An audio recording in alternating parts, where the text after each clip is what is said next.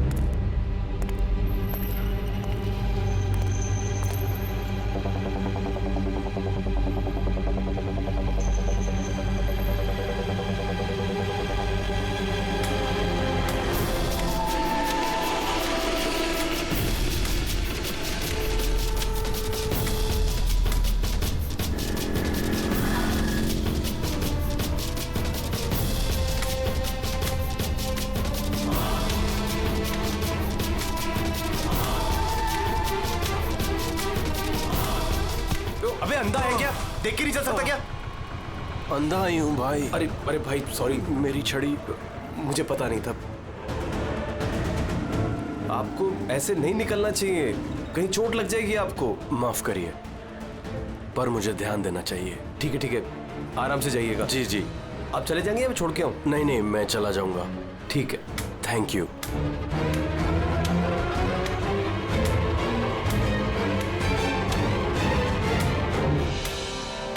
क्या हो गया यार, ये इतना दर्द क्यों हो रहा है?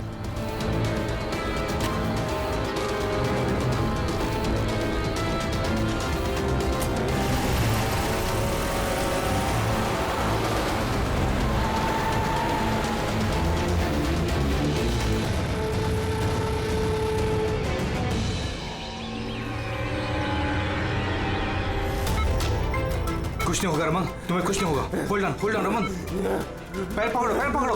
डॉक्टर इंजेक्शन, जल्दी फास्ट, क्विकली। डॉक्टर इंजेक्शन दो जल्दी।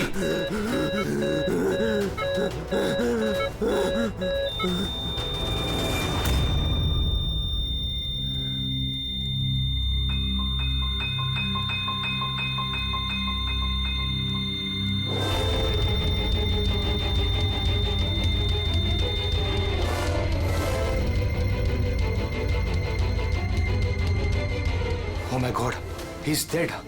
और इनकी मौत नेचुरल भी नहीं है। अब क्या? I know Priya, it's a murder. और मैंने डॉक्टर सालुंके को इस केस के बारे में सब कुछ पहले से बता दिया था।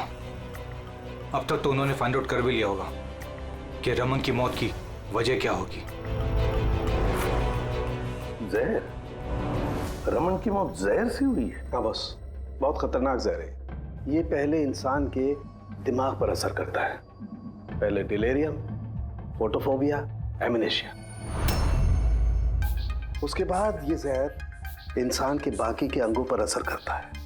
बाकी के अंग धीरे धीरे काम करना बंद कर देते हैं और इंसान की मौत हो जाती है। सर उनके साहब, इसका कोई एंटीडोट तो होगा ना? हर जहर का एंटीडोट होता है फ्रेडी, लेकिन उसके लिए हमें उस जहर के बारे में पूरी जानकारी होनी चाहिए। बस ये जहर आसानी से पकड़ में नहीं आता है। मुझे भी बहुत सारे टेस्ट करने पड़े इसे ढूंढने के लिए। सर, जहर दे के मारना एक अलग बात है, और ऐसा जहर देना जिससे इस तरह तड़प तड़प के मरे, ये जरा चौंकाने वाली बात नहीं लगती? लेकिन ये जो भी कोई है, ऐसी नफरत करता था रमन के साथ कि उसने उसे ऐसी खतरनाक मौत दे दी। समझ में नहीं आता कौन हो सकता है ये, कौन होगा? कोई भी हो सकता है सर, रमन को जुए की लत थी। क्रिकेट, रेस कोर्स, सट्टा, हर तरह का जुआ, और इसी चक्कर में वो 5 करोड़ के कर्जे में था। 5 करोड़? 5 करोड़? हाँ सर, उसको धमकी भरे मैसेजेस भी आए थे। उसके फोन रिकॉर्ड्स में ऐसे कई सारे मैसेजेस हैं जो उसको बुकीज और सट्टेबाजों ने भेजे। ये देखिए सर, हो सकता है इन्हीं में से किसी की धमकी सच साबित हो गई होगी। पता नहीं, पर जिस तरह से इसको मारा है सर, लगता तो नहीं है किसी बुकी का काम है। फिर भी इन्हें बुलाना तो पड़ेगा, शायद कुछ पता चल जाए। हाँ। Hello ACP Pradyuman. अच्छा, ठीक है।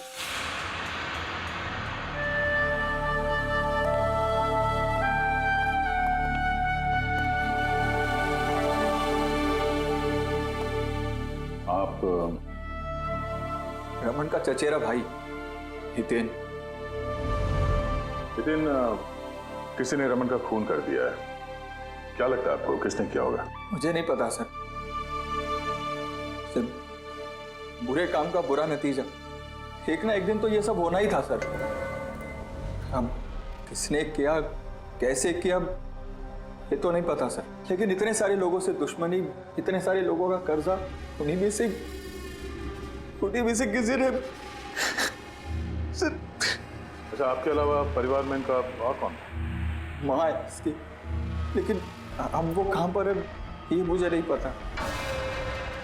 ठीक है हितेन, हमारी इन्वेस्टिगेशन अभी चल रही है, तो बॉडी अभी यहीं रहेगी हमारे पास। आप अपना कॉन्टैक्ट नंबर वहाँ लिखवा दीजिएगा, जरूरत पड़ेगी तो आपको तकलीफ देंगे। जी सर।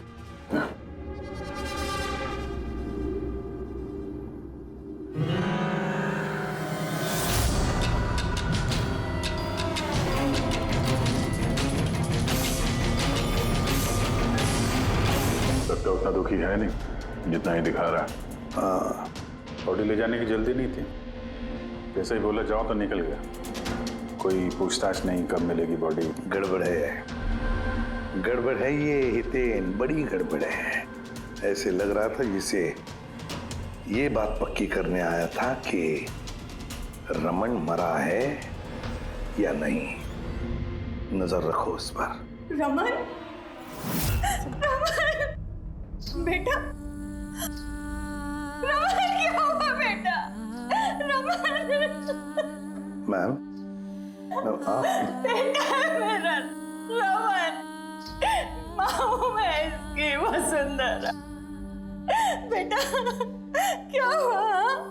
मैं तो तेरा इंतजार करती रही कि तू आएगा और मुझे घर ले जाएगा एक दिन, पर तू तो इतना दूर चला गया बेटा। रमन, तो आप अपने बेटे रमन के साथ नहीं रहती थी? जी नहीं सर। आप? सर मेरा नाम मदन है। भगवान, मुझे क्यों बिठा रखा यहाँ पे? उठा लेता मुझे ही। संभालो अपने आप को। और कितना रोग इस नालायक से किया, इसको अपनी करनी की सजा मिली है। नहीं बेटा, ऐसा मत कहो। चाहे जैसा भी था, बेटा था मेरा। क्यों, ऐसा क्या किया था इसने इनके साथ? इन्हें अपने ही घर से बाहर निकाल दिया, सड़क पर छोड़ दिया अकेले। ऐसा क्यों?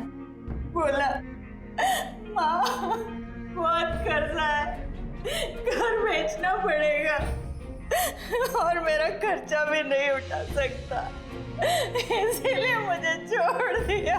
और फिर क्या करती सर, ठीक से दिखाई नहीं देता, कहाँ जाती मैं, पड़ी रही फुटपाथ पे, भूखी प्यासी बेघर बेसहारा।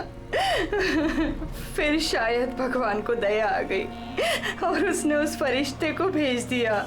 उसका चेहरा तो नहीं देखा मैंने, लेकिन उसने मुझे अपने साथ चलने के लिए कहा और मैं चली गई। एक बड़ा आदमी मुझे इसके पास ले गया। सर, दरअसल मेरी एक संस्था है, संयुक्त वृद्धाश्रम। हम वहां पर कोशिश करते हैं कि इन जैसे बुजुर्गों को घर जैसा प्यार और सम्मान मिल सके। माँ जी मुझे वृद्धाश्रम के गेट पर मिली थी एक चिट्ठी के साथ, जिसमें लिखा था कि इनका ख्याल रखना।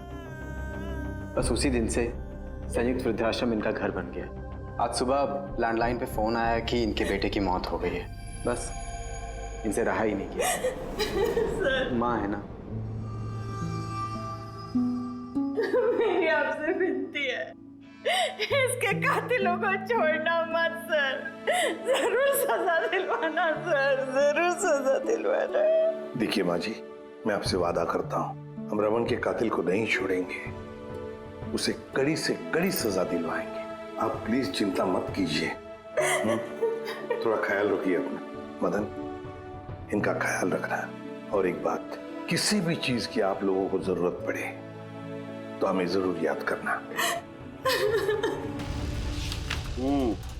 कमाल है।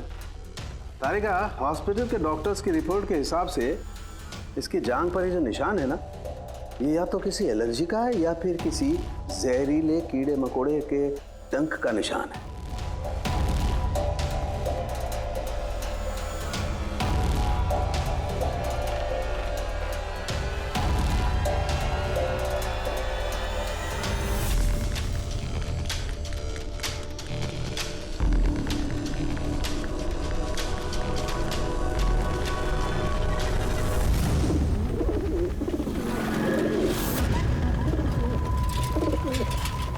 सर, इस हितेन की हरकतें ठीक नहीं लग रही है सर। ऐसे ऐसे लोगों के साथ उसका उठना बैठना है, उस पर शक करना बनता है सर। एक और बात है सर, कुछ समय पहले ये रमन ने उसे अपने घर से निकाल दिया था।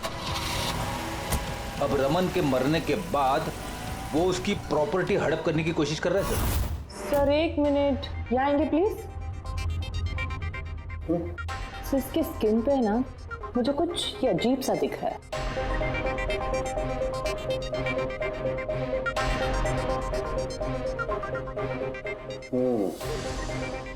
तारिका, ये जो अजीब सी चीज है ना, दरअसल ये पैराफिन है। पैराफिन? मोम। अरे तो इसका मतलब वो जहर इसके थाई में नहीं इंजेक्ट किया गया? किया गया। वो जहर इसकी थाई में ही इंजेक्ट किया। तो फिर ये मोम कहाँ से आया? मोम कहाँ से आया? तारिका, यहाँ से खूनी ने जहर इंजेक्ट किया। दरअसल ये जहर मोम से, पैराफिन से कोटेड था, इसीलिए इसकी इस चमड़ी पर भी और इसके खून में भी हमें पैराफिन मिला है। क्योंकि खूनी नहीं चाहता था कि ये जहर तुरंत इसके शरीर में जाकर के असर दिखाए, इसलिए उसने इसे कोट कर दिया। और ये जो जहर है, इसको माइन, ये एक बायो पॉइजन है, जैविक जहर। खूनी ने इसे मोम से कोट किया, इसके शरीर में इंजेक्ट किया और फिर इसके शरीर की गर्मी से मोम पिघलने लगा और वो जहर इसके खून में मिलकर के अपना असर दिखाने लगा। मतलब ये जहर किसी लिक्विड फॉर्म में नहीं, बल्कि पैलेट यानी छोटी गोली के फॉर्म में इसके शरीर में डाला गया है। एग्जैक्टली।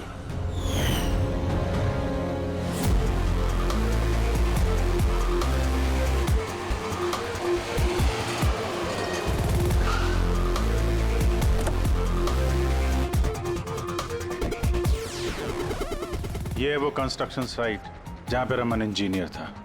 उसके कोलीग बता रहे थे कि यहाँ से निकलने के बाद उसको कुछ पैर में तकलीफ हुई है। लेकिन यहाँ पे जो वर्कर्स काम करते हैं उन लोगों ने बताया कि जब तक वो कंस्ट्रक्शन साइट में था तब तक तो वो ठीक था। इसका मतलब जो भी हुआ कंस्ट्रक्शन साइट से बाहर आने के बाद हुआ, तो यहीं पे हुआ होगा। यहाँ पे तो आसपास पता करते हैं, शायद किसी ने कुछ देखा हो। सर आप लोग चलिए, मैं जरा चाय पी के आता हूँ। मतलब चाय वाले से पूछ के आता हूँ, कुछ देखा है क्या? अभिजीत, ये बच्ची कंस्ट्रक्शन साइट के सामने अखबार बेच रही है, पूछते हैं उससे।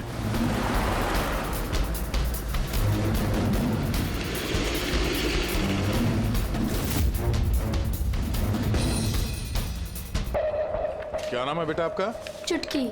चुटकी। अच्छा बेटा जरा ये देखो, ये फोटो देखो ध्यान से। इनको जानती हैं आप, पहचानती हैं? हाँ, ये अंकल तो हमेशा मुझसे अखबार खरीदते थे, पर 3 दिन से ये नहीं आए। तो 3 दिन पहले आपने इस अंकल को यहाँ पे देखा था? हाँ, एक आदमी के साथ ये टकरा गए थे। इनको चोट भी लगी थी। वो आदमी बहुत अजीब था। अजीब मतलब?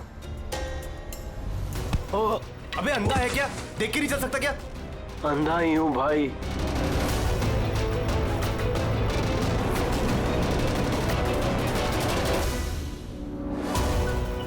क्या हो गया यार? दर्द क्यों हो रहा है?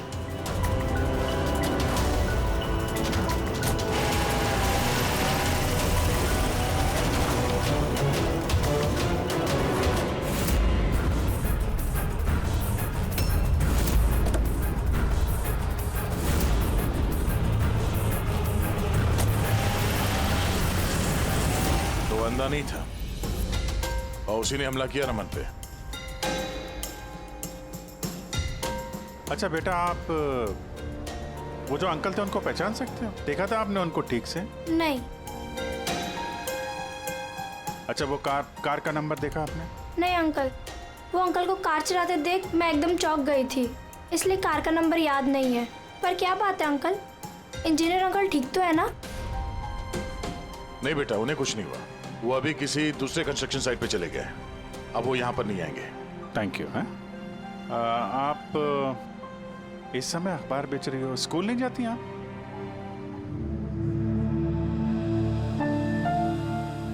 क्या बात है, हैं? स्कूल तो जाना चाहिए।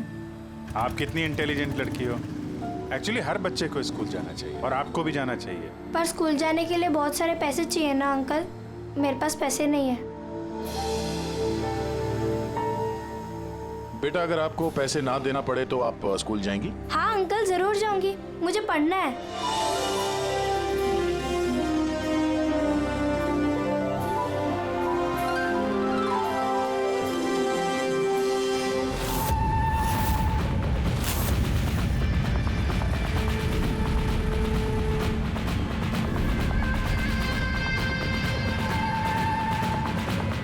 समीर अब तुम्हारी बारी। हाँ बोलो। हाँ यार, तुम्हें एक बार में समझ में नहीं आता है। देखो मैंने तुम्हें पहले भी कह दिया है कि तुम कुछ भी कर लो, मैं इस खंडहर के लिए एक कौड़ी भी खर्च नहीं करने वाला।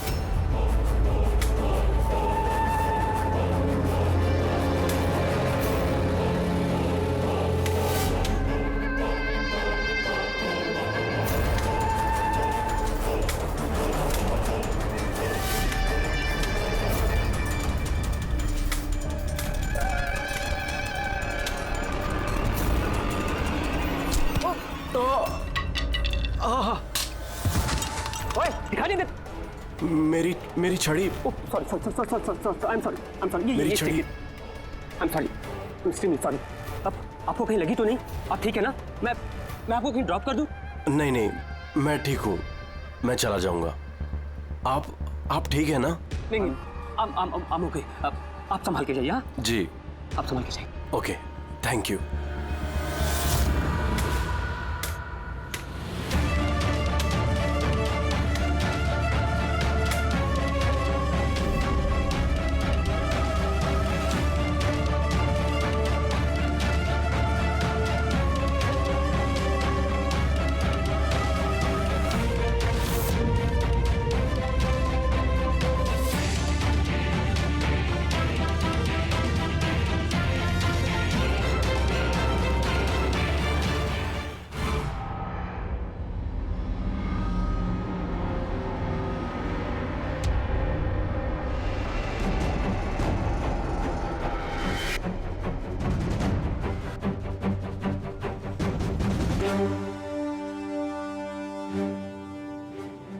के क्या पता चला?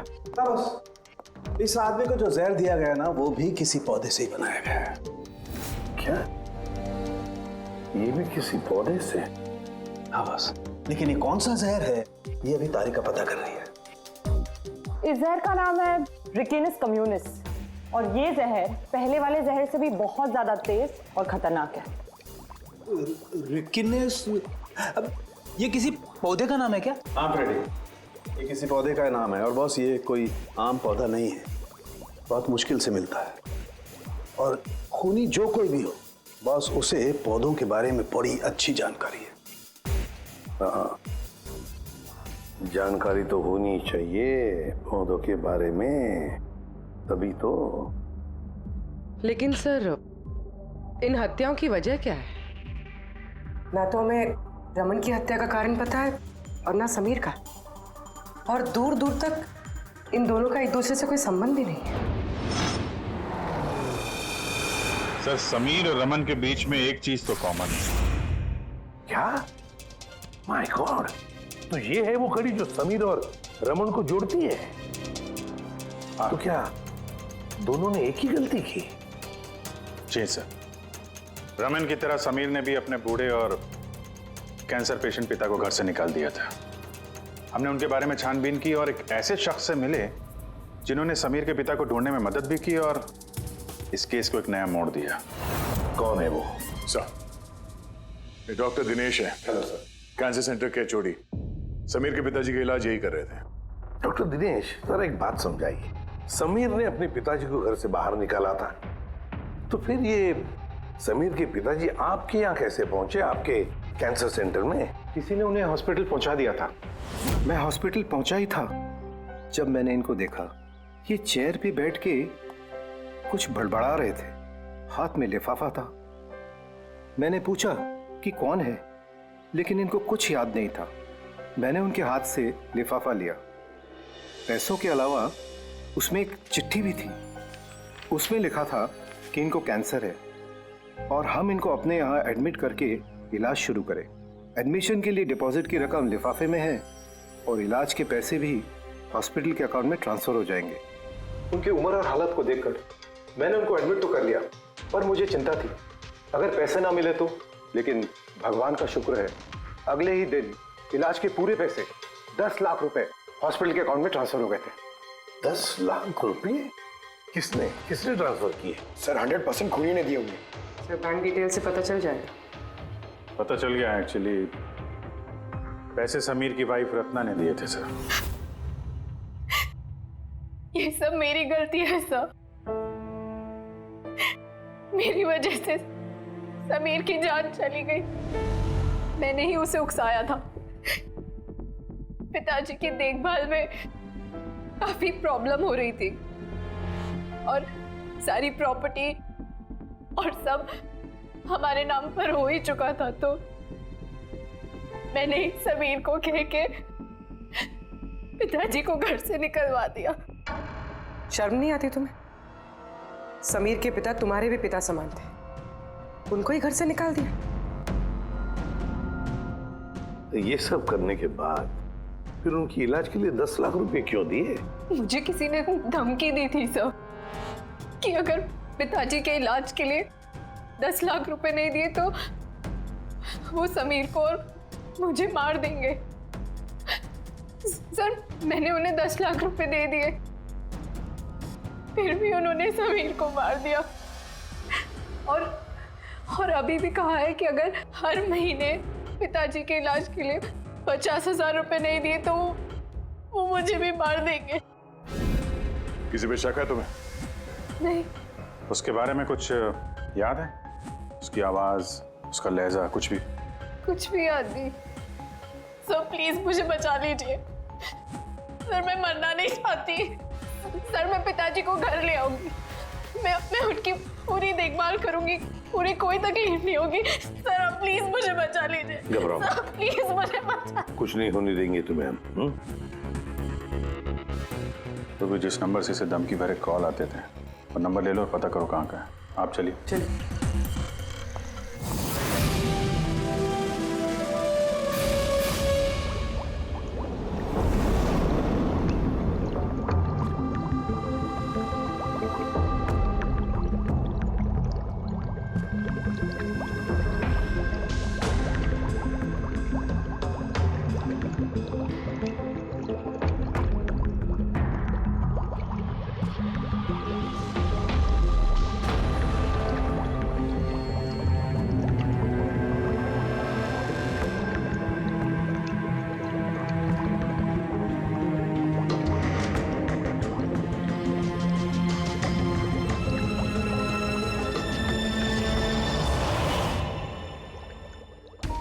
सर हमने इतने सारे एंटीडोट्स बना लिए, लेकिन इसकी क्या गारंटी है कि खूनी इन्हीं में से किसी जहर का इस्तेमाल करेगा।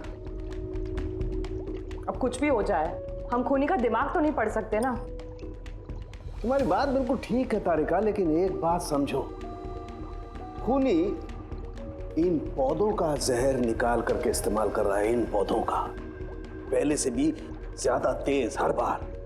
तो हमें हमेशा चौकन्ना रहना पड़ेगा। पता नहीं वो अगली बार कौन से पौधे का जहर किस पर इस्तेमाल करे, पता नहीं किस पर, कब, कहां, कैसे, किस पौधे का, पता नहीं।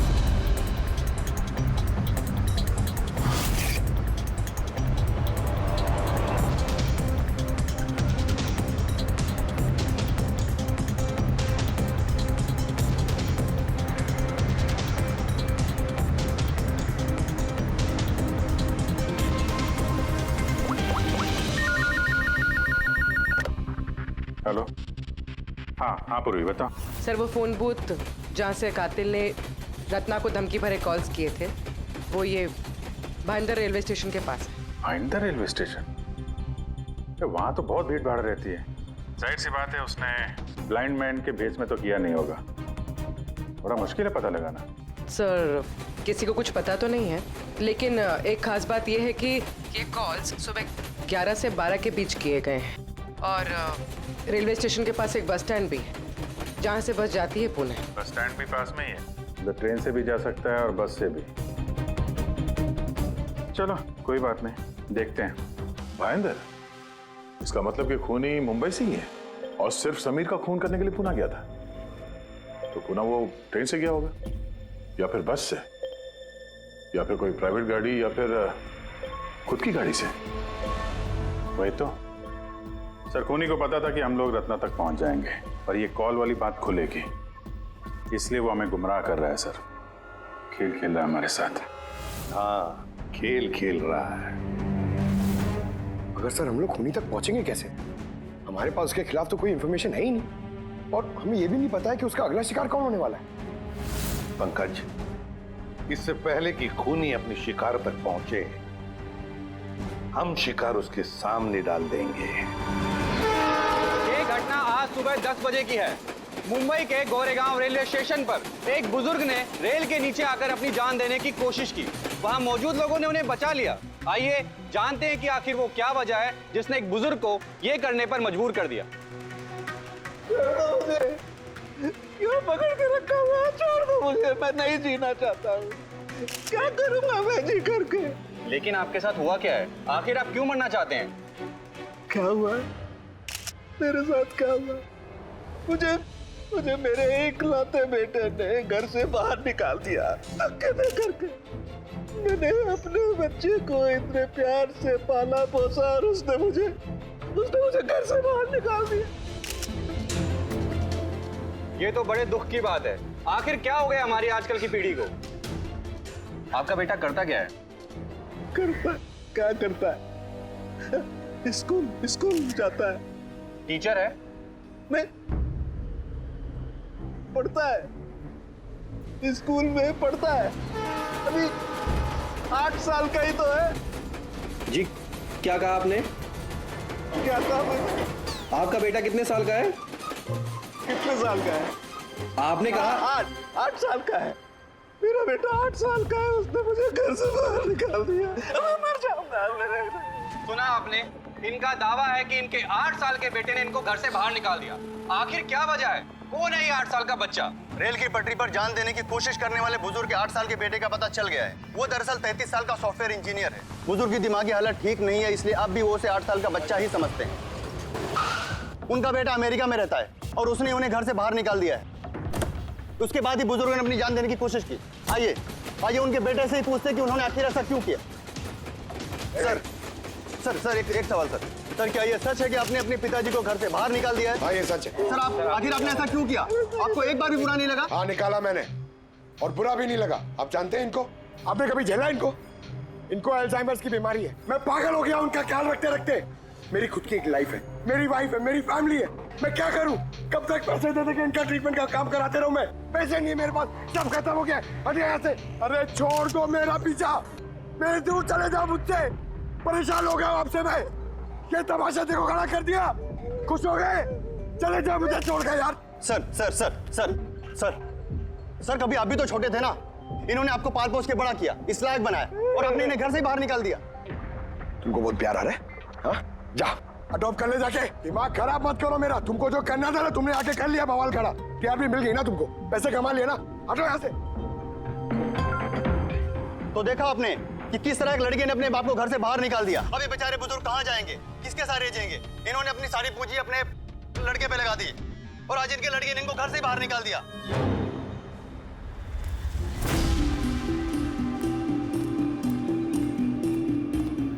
बड़े बच्चे गुब्बारे गुब्बारे ले लो जल्दी, गुब्बारे वाला गुब्बारे ले लो। अरे बेटा गुब्बारे गुब्बारे गुब्बारे ले लो, गुब्बारे वाला गुब्बारे ले लो, गुब्बारे गुब्बारे ले लो, गुब्बारे गुब्बारे ले लो बेटा, गुब्बारे गुब्बारे ले लो, गुब्बारे गुब्बारे वाला गुब्बारे गुब्बारे ले लो।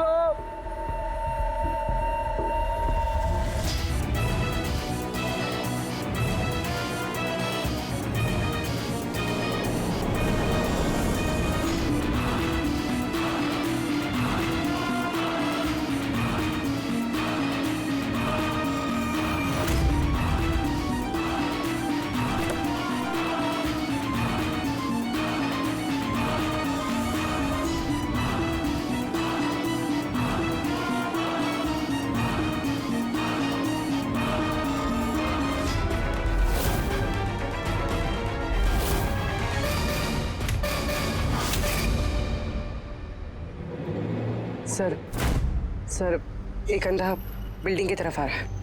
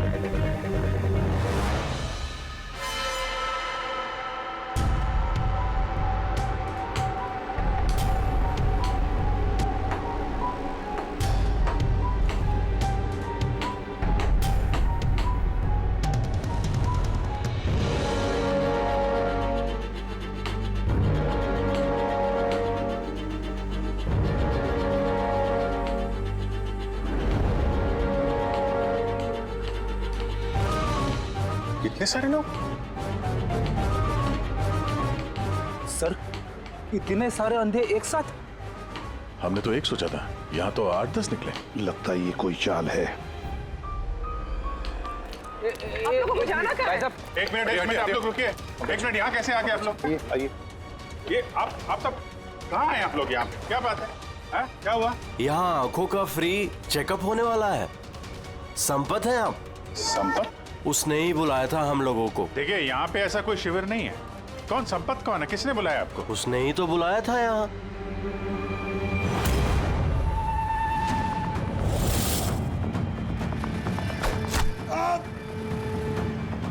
पंकज पंकज पंकज क्या हुआ? पंकज वो रहा। पकड़ो उसे। छोड़ना नहीं।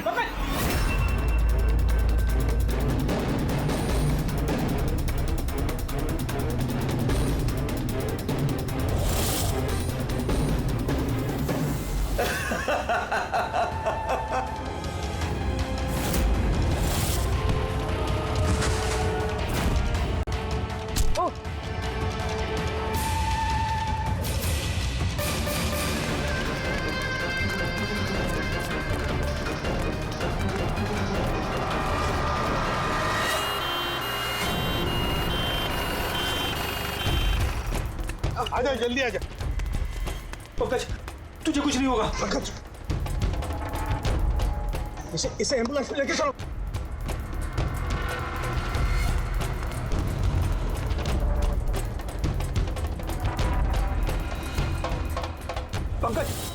पंकज तुझे कुछ नहीं होगा। पंकज, तारिका ये लो, इससे जहर का पता करो।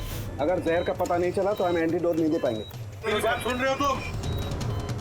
सुना नहीं है पंकज, आंखें बंद मत होने देना। आदिश, हमारे पास इसका एंटीडोट हो, वरना हमें इसे हॉस्पिटल ले जाना पड़ेगा। एंड आई एम श्योर ये वाला जहर पहले वाले जहर से बहुत ज्यादा स्ट्रॉन्ग है। तारिका एक काम करो, नेशनल बायो सेंटर को फोन करो और उसे लाइन पर रखो।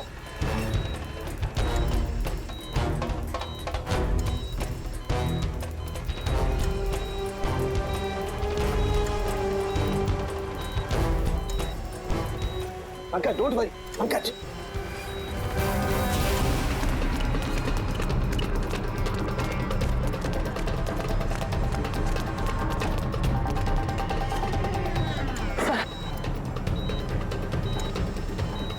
ओह माय गॉड, ये नहीं हो सकता है। और सूत्र तो जहर ही बदल दिया। लेकिन सर हमारे पास इतने सारे एंटीडोट्स है, कोई ना कोई तो काम करेगा ना। कोई काम नहीं करेगा बॉस, ये पौधे का जहर ही नहीं है, उसने जहर बिल्कुल बदल दिया है। अब क्या होगा सर? करना कुछ यार। पंकज कीप ब्रीदिंग, सब ठीक हो जाएगा। हाँ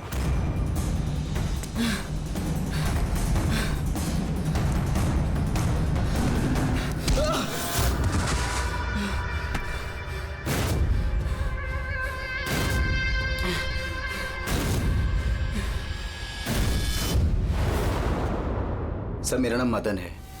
तुमने क्या ये सब? क्यों पड़े हो मेरे पीछे? मैंने जो किया सही किया। लोगों की जान लेना सही है? मैंने सिर्फ बुरे लोगों को सजा दी है सर। जो लोग अपने माँ बाप का ख्याल नहीं रखते ना, उनको इस दुनिया में जीने का कोई हक नहीं होता। जब मेरी माँ की मौत हुई थी तो मेरी दुनिया उछल गई थी। उसी वक्त मैंने इस संयुक्त वृद्धाश्रम की शुरुआत की थी। सर वहाँ पर जितने भी बुजुर्ग माँ बाप आते हैं ना, सब अपने बच्चों के सताए हुए होते हैं। ये देखकर मेरा खून खौल जाता है। मैंने उसी वक्त ये फैसला किया था कि मैं इन सबको सबक सिखाऊंगा, इसीलिए मैं मार देता हूं इनको। क्या गलत किया मैं? सर कुछ करो सर। कुछ नहीं कर सकते जब तक उस जहर का कंपोजिशन नहीं पता लगेगा फ्रेडी, हम कुछ भी नहीं कर सकते। अगर इसे गलत एंटीडोट दे दिया तो ज्यादा खतरनाक होगा यार। सर पंकज की हालत तो बिगड़ती जा रही है। सर पल्स गिर रही है, हॉस्पिटल ले जाना पड़ेगा। हॉस्पिटल जाके कुछ नहीं होगा, हमारे पास इतना वक्त नहीं है तुम्हारा जाकर टेस्ट करें। मुझे इस जहर का नाम चाहिए यार। पंकज। हेलो। हाँ सर, हाँ सर पकड़ा गया। सर खूनी मदन है। हाँ जहर हम पता करते हैं। कभी पता नहीं चलेगा तुमको, कभी पता नहीं चलेगा तुम लोगों को। उसने भी पापा को सताया। मदन गाड़ी। Oh no. मदन एम्बुलेंस बुलाना पड़ेगा जल्दी। नहीं सर कोई फायदा नहीं है, मेरा काम हो गया है। नहीं मदन, मान लिया तुमने उन लोगों के साथ जो कुछ भी किया, मान लिया, लेकिन तुमने जिसे वो जहर चुबाया है वो बेगुनाह है, निर्दोष है, उसने कुछ नहीं किया। वो जहर कौन सा बताओ? हाँ BTX। सब उस जहर का नाम BTX है। सारंग, जहर का नाम है BTX। पंकज,